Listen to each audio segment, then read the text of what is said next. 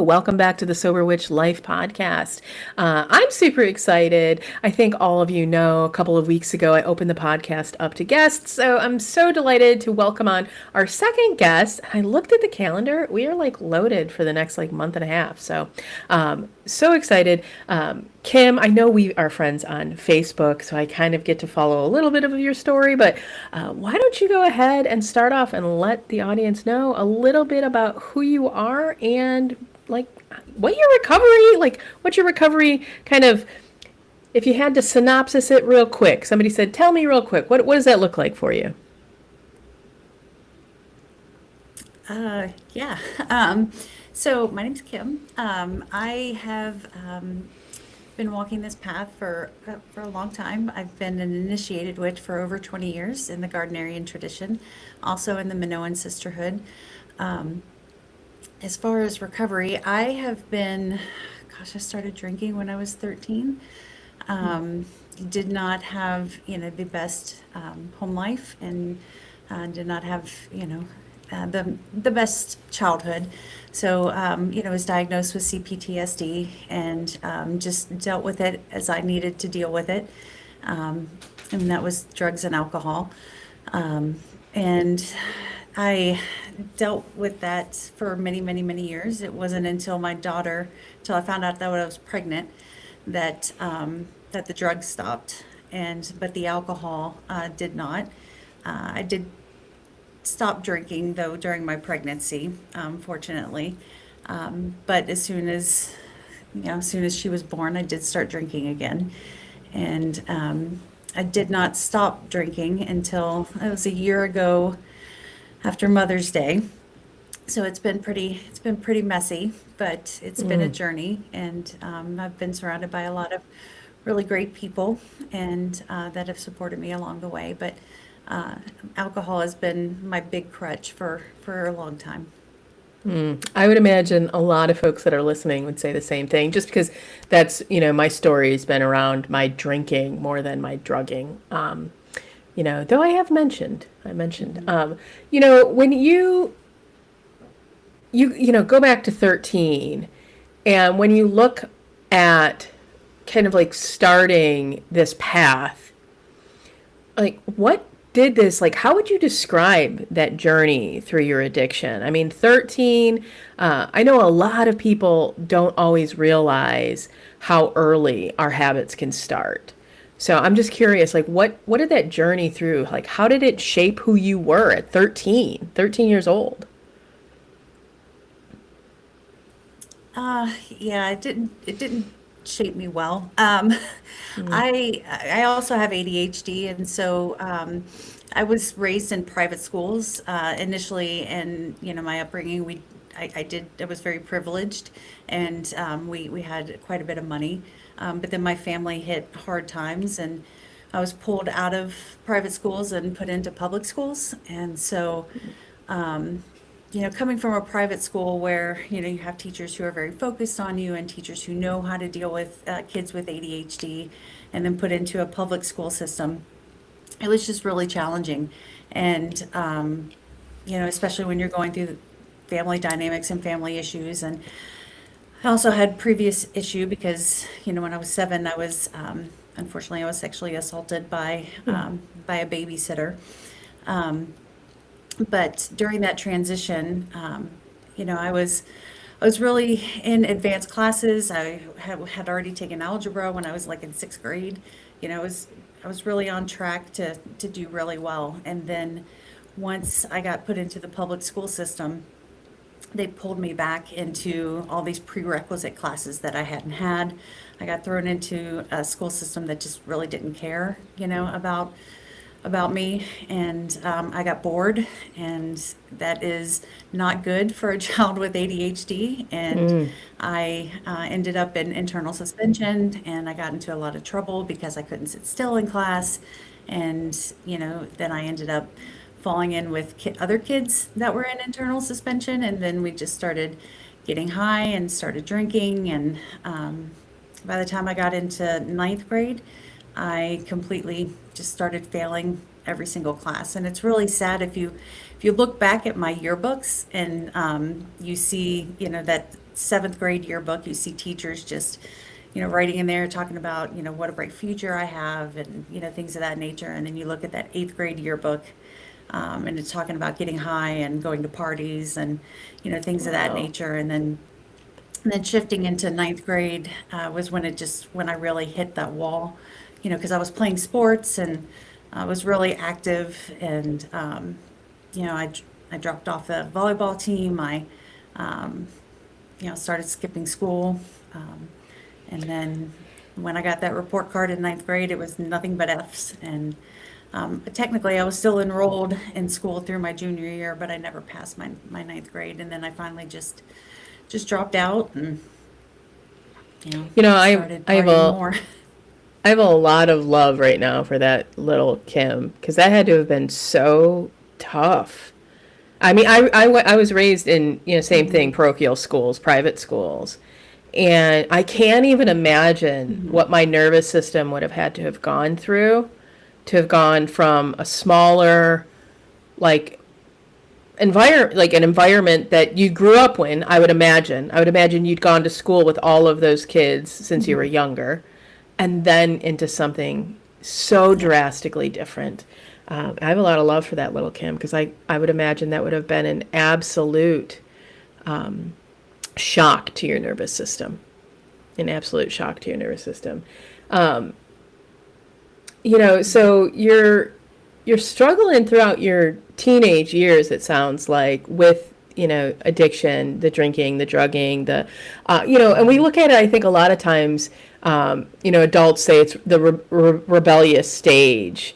Did you feel like you were just kind of rebelling, or why, looking back as the adult Kim that can honor and love where you were at, like what do you think was going on? Like why do you think that was the path outside of just the circumstances? I think I was just screaming for help, and I just Mm. didn't know how to get it or how to ask for it. And I just didn't know which way to go. I had everybody telling me what not to do, but I didn't have anybody, telling me, or supporting me in how to get to where I needed to be or understanding where I was. Everybody just treated my ADHD and treated everything like behavioral issues and like I was broken. And I think that was the hardest part is, trying to figure out and trying to learn that I wasn't broken and, you know, I that I was just I unripe, at the time. I love that you are saying, Kim, I'm just curious. I know we didn't have this but I would love if you could talk to Mhm. parents right now because I would imagine there are some parents that are going through and experiencing, like what your parents may have been watching you. What would you say to those parents now if they started watching their children, start to walk these paths? What would you tell them? I would tell them just to help them try to understand the world that they're in. Because for me, looking back, I was trying to understand the space that I was in, and I couldn't understand it. I couldn't understand the shift that I was going through. I couldn't understand the transition from, one school to another. I couldn't understand the breakdown of my family. I couldn't understand any of it. And I didn't have the support from my teachers, the support from my family. My parents, unfortunately, they were too trapped in their own trauma to really understand or be able to support. So they really couldn't see past their own trauma and their own problems to really be able to see mine, because that's I think why they treated it like behavioral issues is because they were just so busy trying to address their own um, trauma All they can because see is the there behavior. was a lot going on that caused the financial issues, right? Yeah. So. Yeah, I mean, that sounds like, again, like such a tough place. And, I'm thinking about, and I bring up what would you say to parents and kind of what you're describing. Again, like if you're watching your child do this and you aren't in the position, ask for help, right? That's, I think, where therapists can come in, where Mhm. the guidance office within in a high school or a school can come in and try to help. Because that's a tough place to be in. And we'll talk further about your journey. And I'm sure there were some more bumps throughout the road. But I mean, I know kids that did not make it very far, afterwards, and so Yeah. being able to see and get the help earlier, I think is really beneficial. Um, Yeah. Yeah. I think it's hard because I think addiction mimics protection, but it's really, at least for the addict, it makes it feel like we're protecting ourselves. But it's really a freeze response and it locks you in a cage, but it's telling us that we're in a fortress, right? It's making us feel bigger than what we are. hmm. And, it's hard to see past it at times. And so for parents, I think it's just helping us to understand that it's not us protecting ourselves. And, it's us really just trying to reach out and try to get help. And sometimes we'll fight you on that help, but push us into it anyway. Yeah, the soothing. I have a somatic mentor that, talks about the addiction is a form of like self-soothing, right? It's truly us trying to regulate our nervous Hmm. system in the only way that we know how. Um, you know, Hmm. where did you, I know you said that only within the last year kind of really stopped drinking, but like, were there times in that journey? Was there any times in that journey from 13 up until, Kim today where you started to really question or danced around, this? I know for me personally, like there were lots of times I've started to realize that I would dance around these moments of, I'm not going to drink so much. And then I'd be right back into that same. Were there times throughout those years where, yeah, could you talk to us a little? Like, what did that look like? Yeah. Navigating that. Oh, no, absolutely. My biggest issue with drinking was just moderation. Um, so my addiction issues were never chemical. So I wasn't one that woke up and had to have a drink right away. My issues were always emotional, and I always fell back on alcohol when I was feeling when I had that emotional need. And so binge drinking was my biggest issue. And sometimes I never really understood what my trigger was. And I still honestly don't know what my triggers are. And that's the hard part, with trying to understand and control binge drinking. But I always told myself that I could control it and then I could learn how to work with it. And it took me a very, very, very long time to get to that place, but it was very messy process. But I did tell myself that I could control it, and it was just a lie for a very long time. And my husband, God's love him, he has been incredibly supportive and helpful in this process. But I would just tell myself, of course, oh, I'm never going to do that again. Of course, we've all told ourselves, after that really bad night, you wake up and you don't remember, what happened, and you go check Facebook and, see what you've posted or see what you've said. You check your text messages, you're calling people and you're saying, what have I done? And then you're hearing the stories and then you're like, oh my God, I'm so sorry. And then you're having to call and apologize to a lot of people, or you're just feeling terrible. You're beating yourself up over your behavior. And then you go into, at least I did, my inner critic would just, for weeks, just tear myself down and beat myself up over what I had done or what I had said. And then I would say, of course, I'm not going to do this. And I would go, oh, weeks without drinking or without having a binge drinking issue. And then, of course, I'd be right back to it. I'm curious, will you just, I think some people have a different definition, right? I know there's like a clinical definition of what a binge drink, but Mhm. what does that mean? Like when you say and describe binge drinking, what does that look like to you? Um, I don't stop.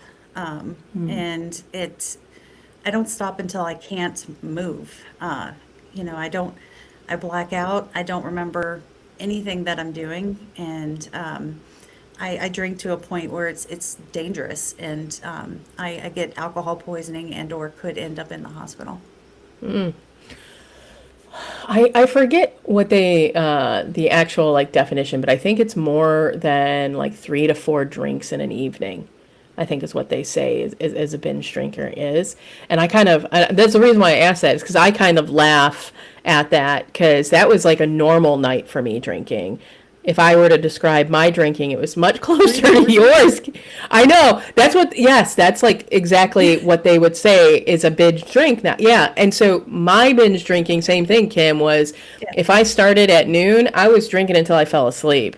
If I started at 7, I was catching up for the Yeah. fact that I didn't start at noon, right? Like it was, yeah, it like binge Right. drinking for me was and I'm curious what your thoughts are. It's wild because my thing too with it was, oh well, if I don't drink hard liquor, then it's okay, right? Because I mean I'll get drunk, but I wouldn't be as drunk on a 6 pack or a case of beer as I would on 7 hard liquor drinks, right? So like I had these weird Hmm. stories around my binge drinking. The same for you, or were you just a one type and that's it? Didn't have a definition of what was okay to binge drink, so to speak. Yeah, I would drink whatever, whatever you put in front of me. I mean, wine was classier, I guess. Um, maybe it was a classier binge drinking night. I don't know, but whatever you put in front of me, I would drink. Same. Um, and even if I didn't like it, if I got to a point where we were out of everything else, I would just drink that too. It didn't matter, and I wouldn't stop. Yep. Yeah. Yeah, I would agree. Except licorice flavored drinks. That's the only thing I wouldn't drink. Mostly because I don't like licorice flavored. Yeah. Um, is there anything that really, sticks out for you in this where you watched any of these patterns? You talk, and I guess where I'm getting at this is like you talked about that inner critic showing up, right? I'm curious, is there any like patterning around that inner critic? Like, did you ever hear that inner critic before you would start?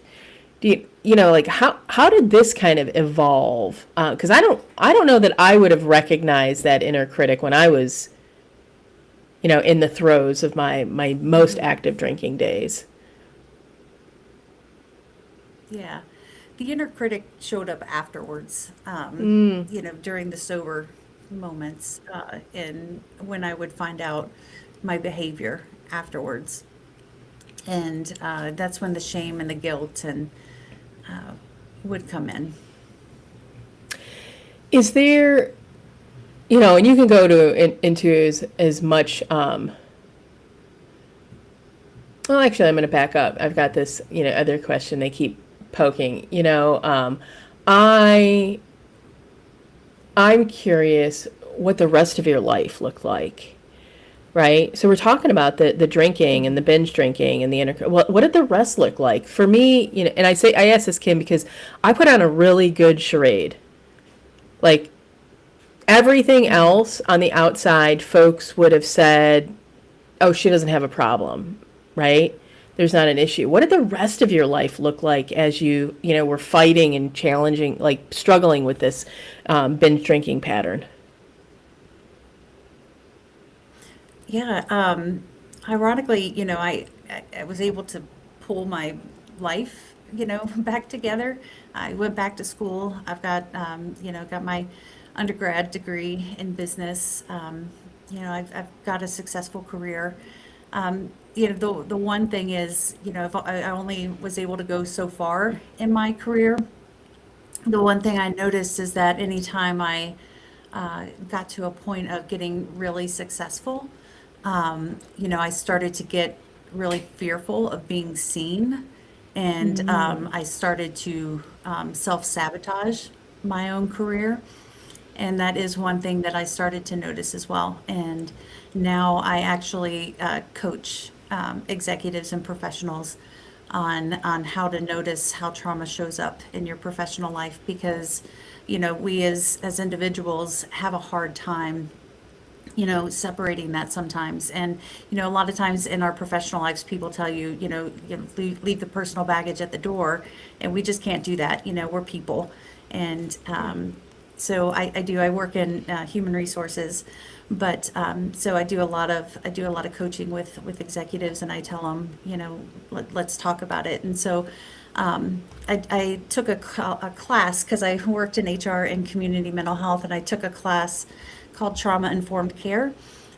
They required it of everybody working in that field, and it was the best class that I ever took, as far as my career went. And then just a couple of years ago, I took another class called Trauma Informed Coaching, and probably one of the best classes again that I ever took.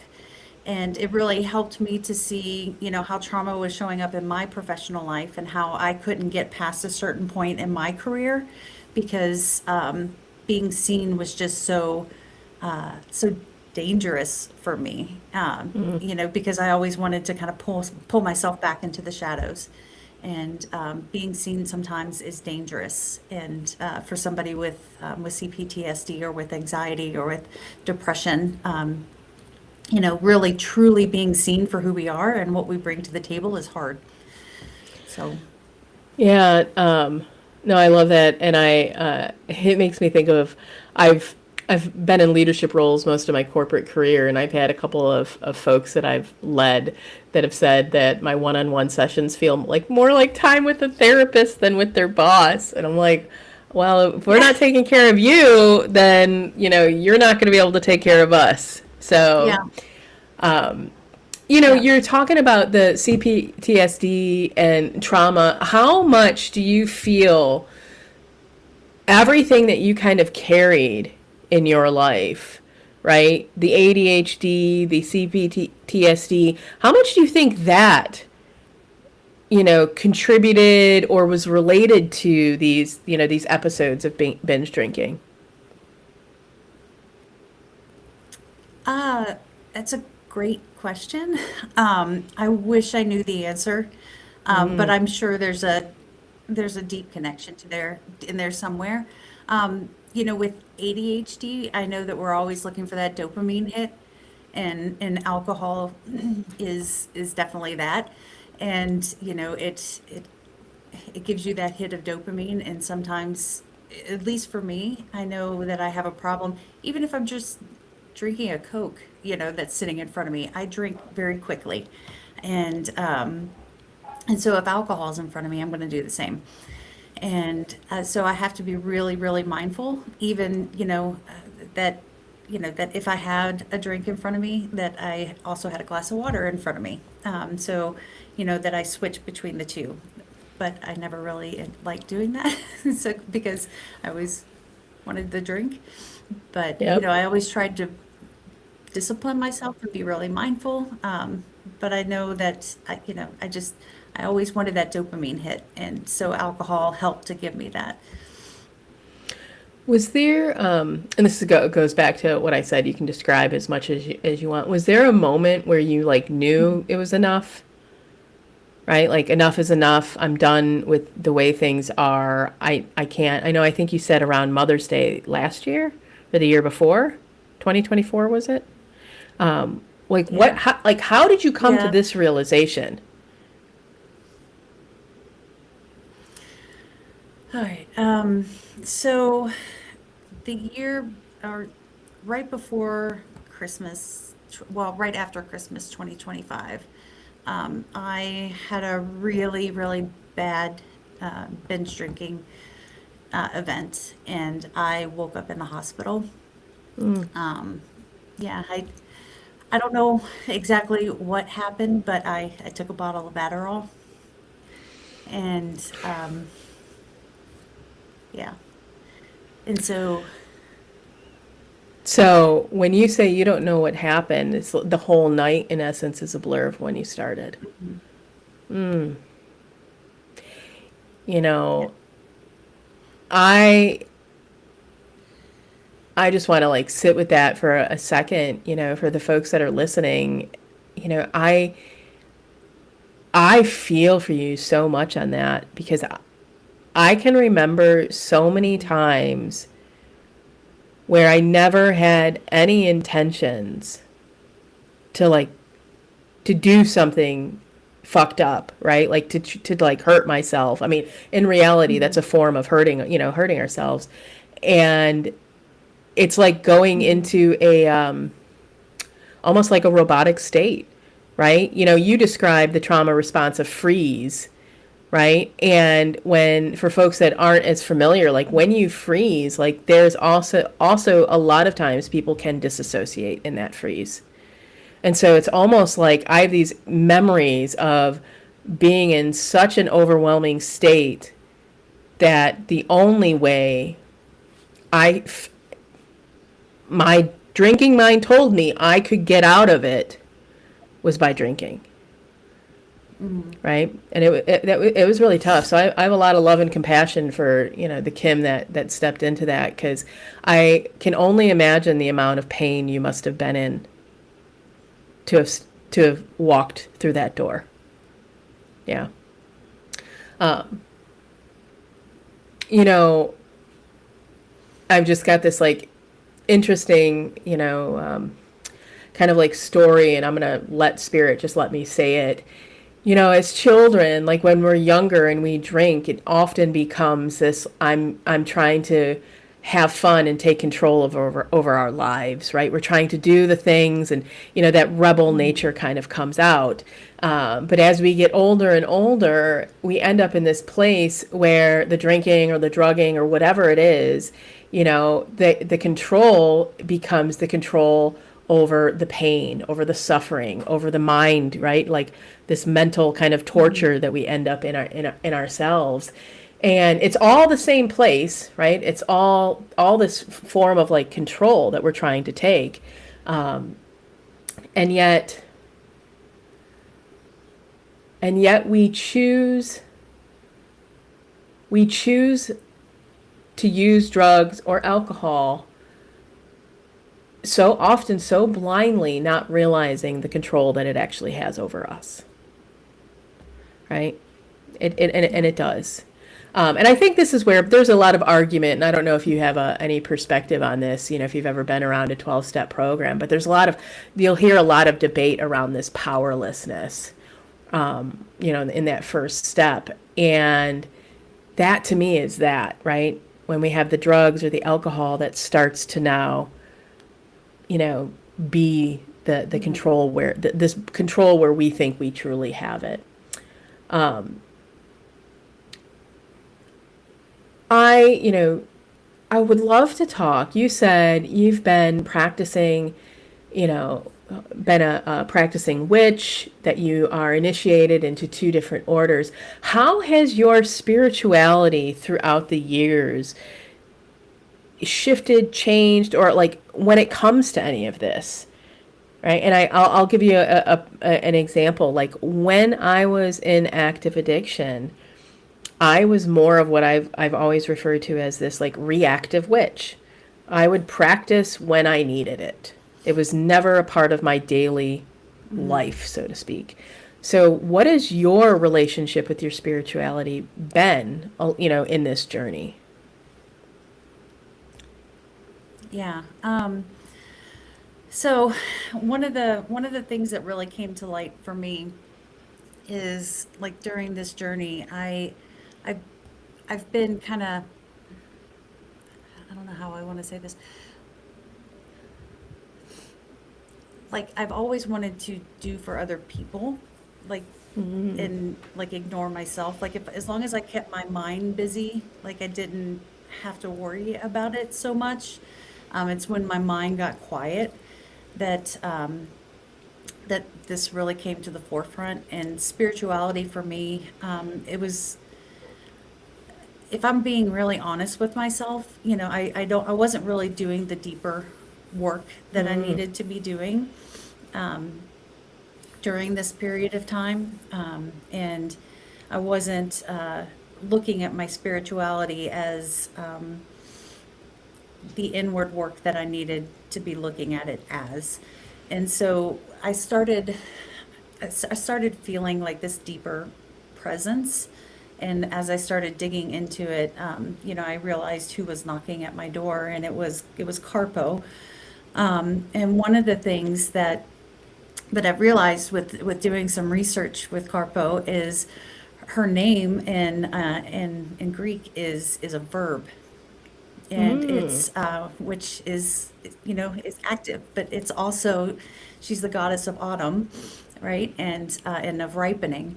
And if her name is a verb, then we also need to be very active in our own ripening. And so that was the turning point for me, was when she came knocking on my door, is that within our own spirituality, we need to be very active with working on ourselves as well. And we need to be engaged in working in that. So I started writing a lot, and I just started diving into that and diving into what that looks like and how that feels, and how the concept of ripening and renewal feeds into my spirituality and feeds into healing, and how it feeds into addiction. And so that's how it started working for me. I would love, when you say started like knocking on your door, just, Kim, you and I have probably both been practicing around the same amount of time. And I know when people are not as experienced, they don't always know what this means, right? They don't know how to recognize it. What did that look like to you when she starts, how did she literally, because I doubt it was a literal knock on your door and somebody had the name tag Carpo on, but what was that like? What was that whole experience? How did she start showing up to you? Just, how symbolism starts to stick out, and you start paying attention to things more. And as I was in nature, certain patterns started to stick out more. And and Carpo is not a well-known deity, and I Mm-mm. started hearing her name more. And so I'm just like, okay, well, who is she? And and so I started just digging in and doing research. And so it was just the little subtle things that started to pop up. And then when I started doing the research, then I started to get it. And I started to see and understand all the symbolism that had been recognizing and seeing. And, and then I started to understand and started to put those pieces together. And for me, it really started to connect, because, when, in the beginning, when you look at like the journey of a grape, and as silly as this sounds, when it's growing on the stem, it's really hard, and it's bitter, and it's just not, it's just hanging there on the vine, right? And for me, that's where I felt like I was in that really hard, bitter stage, and that's where I'd been stuck with addiction, and allowing myself to my skin to soften, and allow myself to ripen, and to allow myself to go through that process, was what I needed. And Mm. that I was really kind of stuck in that hard, bitter stage, and I needed to allow myself to ripen and to heal. I love that. Um, I agree. I don't know that I've ever heard. I know I've seen the name Carpo. I don't know that I know about. But so if there's anybody, Mhm. Kim, that is listening and maybe is seeing some signs or Mhm. things that, like what was showing up, just in case anybody out there is hearing this and she's calling to them, like what would be showing up to them right now? What might be, happening? Like what kind of signs or symbols Yeah. or So it was a correspondences? lot. Yeah. It was for me, it was a lot of symbols of autumn, a lot of symbols of renewal. And, interestingly enough, it was seeds. Seeds was the big thing that were showing up for me. And seeds were the aha moment for me, that really got me to make the connection, and to connect the story with her. And so it was a lot of that, and it was a lot of God, it's hard to explain. Sorry. Let me just take a moment and sit with that one for a second. Um, but yeah, Yeah, let me no, just take a moment. yeah, go for it. And I'll share while you're saying that, I'll share some of my examples. I have had handfuls of deities that Mhm. have shown up in all sorts of different ways. And, Kim, what you're saying, like hearing the name is a very, very common one. I had another example of a voodoo goddess by the name of Maman Brigitte. I had no clue who this individual was, but somebody that I became friends with started talking to me and told me they had every time they saw my whatever my profile picture was at that time, that's who they thought of. And so I went down this pattern and this Mhm. path of starting to look and see. And now you start to realize, oh, well, this about her has been showing up in my life. That about her, right? And Mhm. about 7 months before this happened, I had taken a photo of myself in a hat shop, like a fancy, what do they call it? I don't remember what the fancy word for a hat shop is, of a tall, like a hat with a Mhm. black velvet hat, and that is often how she is depicted, is with reddish hair, with red hair Yeah. and this black hat. So it happens in all sorts of various different ways, and it's usually at some point an aha of, oh my gosh.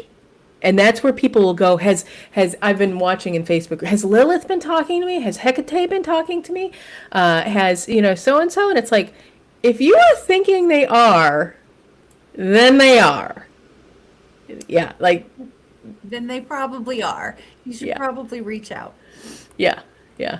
Yeah. um It was funny. I mean, there were little things like for ritual, I baked a cornucopia. Like I took bread and made it into a cornucopia, and later realized it was one of her symbols. And I mean, there were just a lot of little things, but the seeds were the biggest breakthrough for me. And I think her connection to Persephone is also a big one, and the realization that Carpo is the one that oversees the harvest of the seeds, and the continuation of life happens through her.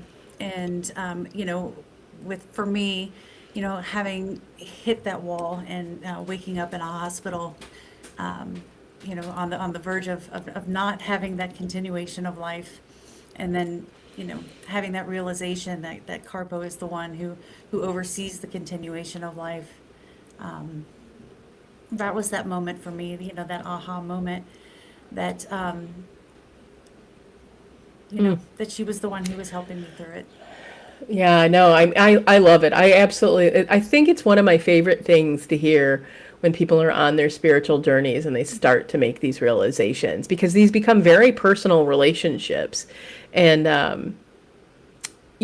they show up exactly when you need them, right? Exactly when you need them, exactly when you need their message, when you need their energy, when you need, whatever it might be. you know, you talked about, and I love that you called it like not doing the, realized you weren't doing the inner work. It's the same thing, kind of what I mean of like, I was going and doing things reactively. I was not incorporating these things into my day to day, like that inner work kind of life, like working on the inner alchemy, and the Yeah. changes that I needed to. What does that look like for you now when you think about doing this inner work? You said that you started to do a lot of writing. Like, what does this look like and feel like today, knowing you had this aha and even are now like divinely guided, right? What does this feel like and what does it look like to you? Uh, um, well, for me, it's looked like brutal honesty. Um, I had to admit that I wasn't doing the work. Um, and even though I had been running a coven for many, many, many years, and teaching people how to do the work, I had to stand in front of those people and admit that I wasn't doing the work. And that's hard, and to admit to myself that I wasn't doing the work. Um, and then also start to do the work. And that was that was the hardest part, and trying to better myself, and I needed to do that kind of quietly, because I'd lived my life so in the just so loudly with the addiction and with the drinking and with everything that had been going on. My healing needed to be private, if that makes any sense. So I did a lot of this quietly, and a lot of people in my life really didn't know what was going on, because I pulled inward, and I did a lot of this work, myself, because it was very personal. But for me, it was a lot of just hard, honest truths, and just looking at that and saying, that people pleaser, that person who is always focusing on other people and making sure that everyone else is taken care of, needs to pause, and I need to make sure that I'm doing that for myself. And so, unfortunately, you lose friendships that way, and but you figure out who's really there for you as well. Yeah, when you talk about that, I don't know if I've ever had anybody describe it in that way, but like living the addiction, right? Living all of that very outwardly, and then needing to seek, and turn inward. And I think about that hermit energy. I mean, that's what that hermit card is reflective of in the tarot Mm-hmm. is, going within to truly see and understand. Um, I'm curious, Kim, just because you have some experience with, kind of like trauma informed.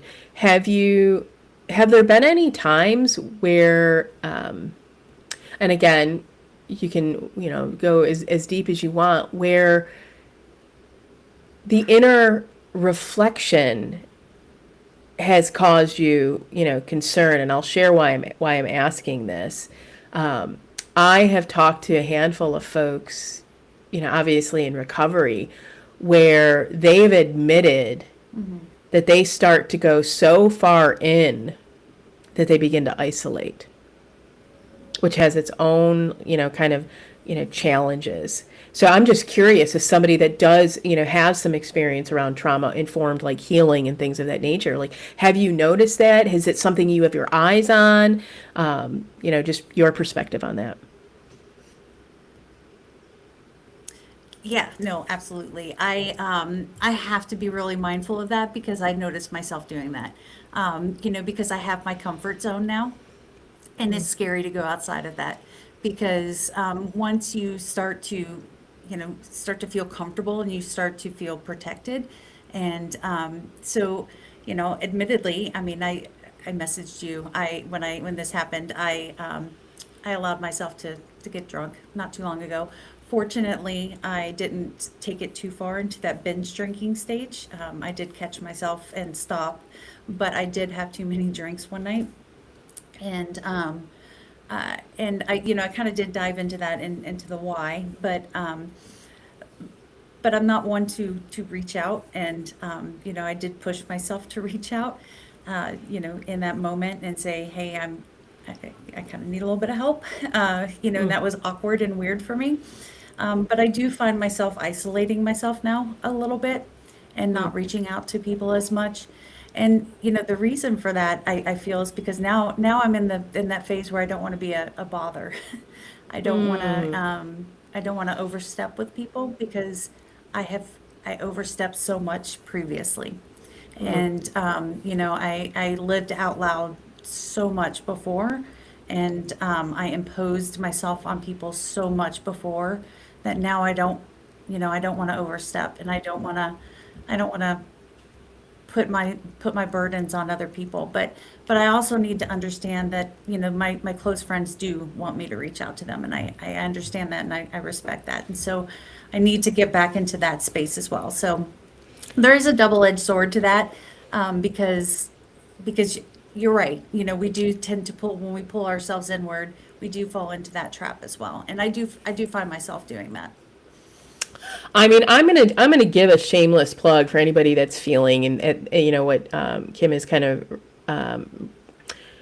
sharing. This to me is why things like the Witches Recovery Circle and the Recovery Coven exist, is because these are groups of individuals, and I don't care what it is, right? This could be any group of individuals that are in recovery from something that is similar to you, because they will never feel like it's a burden, never feel like a burden, right? There's just no way. Whereas in our friends, if I'm now going and talking about the third, fourth, fifth, sixth, seventh, eighth, ninth, 10th time that I've relapsed, my friends are going to be like, well, goddamn, what do you want me to do for you? Right? Obviously but somebody that's been there and watched it and knows how hard and difficult that is, I cannot emphasize enough that if you are in recovery or trying to step into or stay in recovery from addiction or any real, trauma kind of pattern, finding a support group is going to be such an unbelievable gift that you give yourself. I don't think you could ever put a value onto it. Right. So I just have to say that this is why those kinds of groups exist. And frankly, that's why, the work that I do exists, is because not only do you get somebody that understands you, you get somebody that understands how to use magic to support you in it. Yeah. Try that one. Yeah. Yeah. You haven't mentioned a whole bunch, but I'm curious, Kim, do you have any experience with any of the traditional kind of like recovery pathways of a 12-step or, anything of that nature? Do you have any experience in that?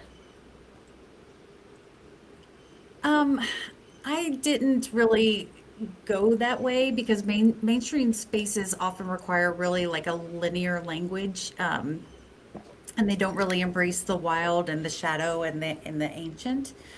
So I didn't really go that route, and it's really kind of hard because there aren't spaces for people who who are, pagan, and all the recovery spaces are patriarchal based.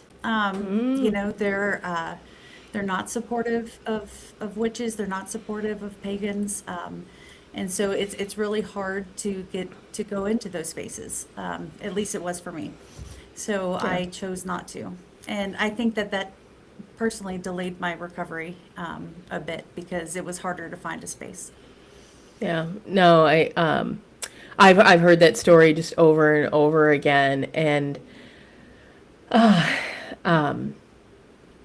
I mean, again, it's why I do the work that I do, is because I know. And I'll just share, just again, there's a reason, and I don't know how much I tout this over and over, but I'll share this perspective for you, Kim, too. I specifically refer to us as witches, not pagan, because there are a lot of witches that still practice Christianity, right? There are a lot of witches that Valid. still practice a monotheistic type of. So we will always be known as witches. Now, granted, I am pagan, and there's a lot of us that are, but I love and support every single person, even if they have a Christian faith that they participate in. What do I would love for you to do this for me. I would love to have you fast forward, Kim. And, I know this wasn't on there, so just, this is a real time, if you want to even put your hand on your heart and ask, and just, if you were a year from now, 3 years from now, or 5 years from now, what do you want for that Kim that you're moving into? We know when we think of this harvest and these seasons and these cycles, every year things can shift and can change, right? If we're familiar with gardening, there's certain plants that are annuals, there's perennials, there's biennials, right? We know that how we tend to the land and the dirt and the soil can change what's harvested in the following year. What do you want for that Kim of a year or 2 or 3 from now? Yeah. Well, I can tell you because I've thought about this one a whole lot. What I want is to help other people who are in the space that I was, and which, I'm continuing to do with my corporate work, in the corporate world, but also with my writing. I'm helping with that. I've got the book coming out. But for me personally, what I want to do and what I want to feel is, I no longer want to fear the space, that I show up in and that I occupy. I don't want to fear being seen. I don't want to self-sabotage myself anymore. I want to feel like I deserve and I am worth, what I have and what I've earned. And that's my biggest thing. I want to own the space that I take up, and I want to feel like I earn, like I deserve it. You know what I mean?